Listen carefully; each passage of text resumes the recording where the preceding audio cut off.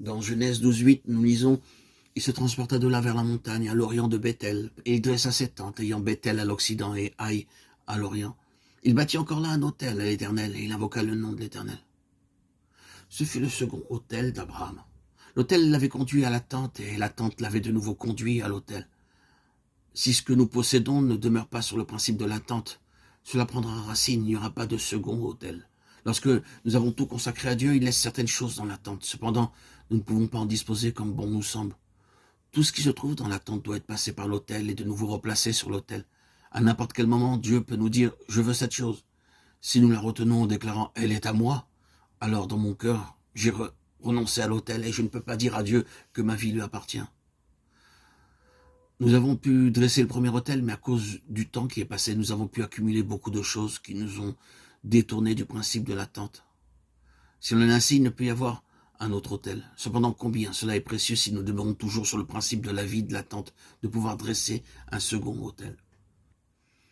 L'autel conduit vers l'attente, Genèse 12:8, nous dit « Il se transporta de là vers la montagne à l'orient de Bethel, et il dressa ses tentes, ayant Bethel à l'occident et Haï à l'orient. Il bâtit encore là un autel à l'Éternel, et il invoqua le nom de l'Éternel. » À partir de ce jour, Abraham vécut dans une tente. En réalité, il vivait dans une tente avant cela. Cependant, ce n'est que lorsqu'il dressa l'autel que la parole de Dieu introduisit cette notion de la tente. Certains se demandent si je donne tout à Dieu, ne dois-je pas vendre tout ce que je possède et offrir tout mon argent? Si je me consacre à Dieu, combien de meubles dois-je avoir chez moi et combien de vêtements dans ma garde-robe?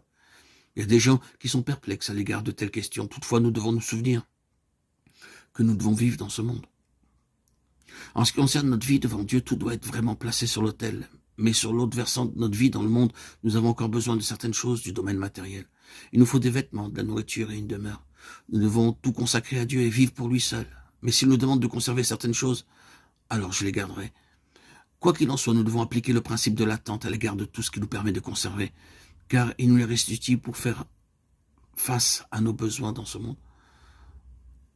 Nous pouvons les posséder ou nous pouvons les perdre. Elles peuvent nous être données ou enlevées. C'est cela le principe de la vie, de l'attente.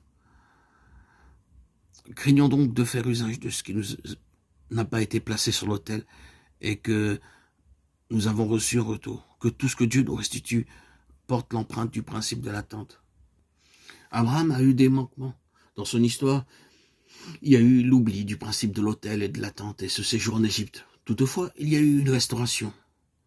Comment ce recouvrement a-t-il pu s'opérer? Genèse 13:3-4 déclare « Il dirigea ses marches du midi jusqu'à Bethel, jusqu'au lieu où était sa tente au commencement entre Bethel et Haï, au lieu où était l'autel qu'il avait fait précédemment. Et là, Abraham invoqua le nom de l'Éternel. » Le recouvrement peut avoir lieu si nous retournons à l'autel et à la tente. Quelqu'un parmi nous a-t-il failli? Sommes-nous retournés en Égypte de telle sorte que nous recherchions nos intérêts et la satisfaction de nos désirs? Si nous cherchons la voie du recouvrement, nous la trouverons à l'autel et dans la tente. La restauration de la vie spirituelle d'Abraham nécessitait un retour jusqu'au lieu où était sa tente, au lieu où était l'autel. Mais qu'est-il arrivé à Abraham après cette restauration?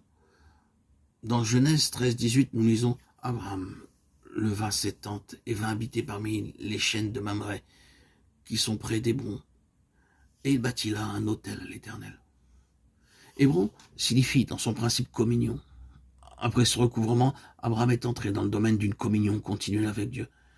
C'est alors qu'il a édifié un autre autel.